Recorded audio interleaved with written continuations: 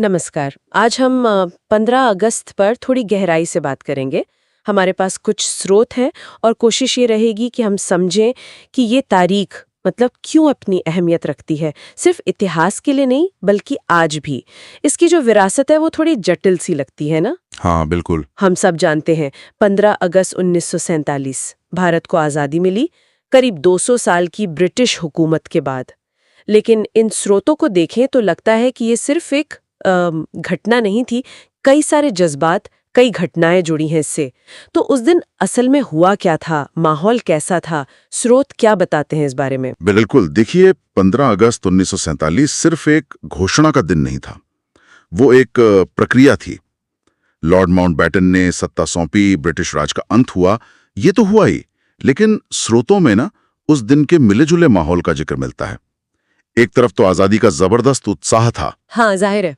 और दूसरी तरफ एक अनिश्चितता भी थी।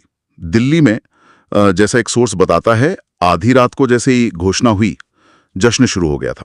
लोग सड़कों पर थे। अच्छा। और इसी माहौल में पंडित नेहरू का वो भाषण, ट्रिस्ट विद डेस्टिनी। हाँ हाँ। स्रोत इसे कैसे देखते हैं? सिर्फ एक भावुक पल की तरह या इसका कोई गहरा मतलब भी था? नहीं, वो भाषण बहुत अहम था। आधी रात के समय जब दुनिया सो रही होगी, भारत जीवन और स्वतंत्रता के लिए जागेगा। स्रोत बताते हैं कि ये सिर्फ पोएटिक शब्द नहीं थे, ये एक तरह से नए राष्ट्र के जो आदर्श थे, लोकतंत्र, धर्मनिरपेक्षता, संप्रभुत्व, उनको रखने की कोशिश थी। हालांकि कुछ विश्लेषण ये भी कहते हैं कि इस ऊंचे आदर्शों और जमीनी हकीकत के बीच का जो फासला था, वो शायद शुरू से ही मौजूद था। और वो फासला शायद सबसे ज्यादा बंटवारे के रूप में दिखा। बिल्कुल। जो इसी दिन की एक कड़वी सच्चाई है। मतलब आजादी और बंटवारा, एक ही सिक्के के दो पहलू। सही कहा आपने।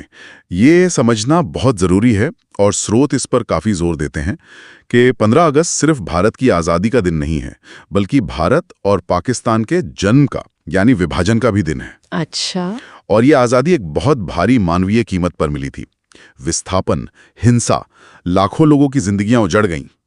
कुछ दस्तावेज हैं जो उस दौर की भयावहता, आम लोगों पर जो बीती, उसका बहुत मार्मिक चित्रण करते हैं। बाप रे। तो एक तरफ लाल किले पर तिरंगा फहराने का गौरव था और दूसरी तरफ बंटवारे का वो गहरा दर्द, दोनों एक साथ थे। तो ये तो हुई इतिहास की बात। अब अगर आज के जमाने में देखें तो स्रोत इस दिन के आज के महत्व को और इसे याद करने के तरीकों को कैसे दिखाते हैं? देखिए, आज भी ये दिन बहुत महत्वपूर्ण है। हर साल हम देखते हैं प्रधानमंत्री लाल किले पर झंडा फहराते हैं, देश को संबोधित करते हैं। हाँ, वो तो राष्ट्रीय पर्व है। बिल्कुल। देश भर में परेड होती हैं, सांस्कृतिक कार्यक्रम होते हैं, देशभक्ति के गीत बजते हैं। स्कूलों में, कॉलेजों में, अलग अलग जगहों पर खास आयोजन होते हैं। स्रोत ये दिखाते हैं कि ये सिर्फ एक सरकारी कार्यक्रम नहीं है, ये लोगों के लिए भी अपने देश से जुड़ाव महसूस करने का एक जरिया है। राष्ट्रीय गौरव और एकता की भावना दिखती है। लेकिन क्या स्रोत सिर्फ इसी राष्ट्रीय गौरव पर फोकस करते हैं, या जो आजकल समारोह होते हैं उनको लेकर कुछ और पहलू भी सामने आते हैं? जैसे क्या विभाजन की जो याद है वो भी इन समारोहों का हिस्सा होती है, या उसे थोड़ा अलग रखा जाता है? ये एक दिलचस्प सवाल है और स्रोतों में भी इस पर थोड़ी बहस दिखती है।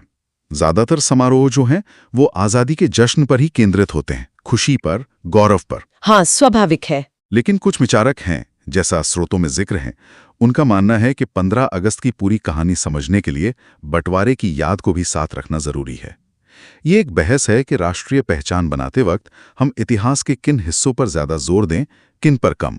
अच्छा। तो हाँ, समारोह ज्यादातर उत्सव के रूप में होते हैं, लेकिन इतिहास की जो जटिलता है उसकी छाया कहीं ना कहीं रहती जरूर है। तो अगर हम इन सभी स्रोतों को मिला के देखें तो सार ये निकलता है कि 15 अगस्त सिर्फ एक छुट्टी का दिन या एक ऐतिहासिक तारीख नहीं है।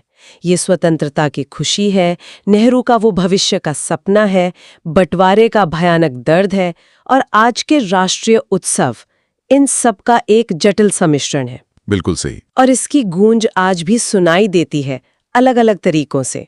बिल्कुल। और ये हमें सोचने पर मजबूर करता है कि कैसे एक ऐतिहासिक दिन की विरासत, जिसमें खुशी और गम दोनों शामिल हैं, वो लगातार हमारे राष्ट्रीय पहचान को, हमारे सार्वजनिक जीवन को और शायद भविष्य को लेकर हमारी सोच को भी आकार देती रहती है। ये सिर्फ अतीत का एक पन्ना नहीं है, बल्कि एक जीता जागता अध्याय है जो आज भी लिखा जा रहा है।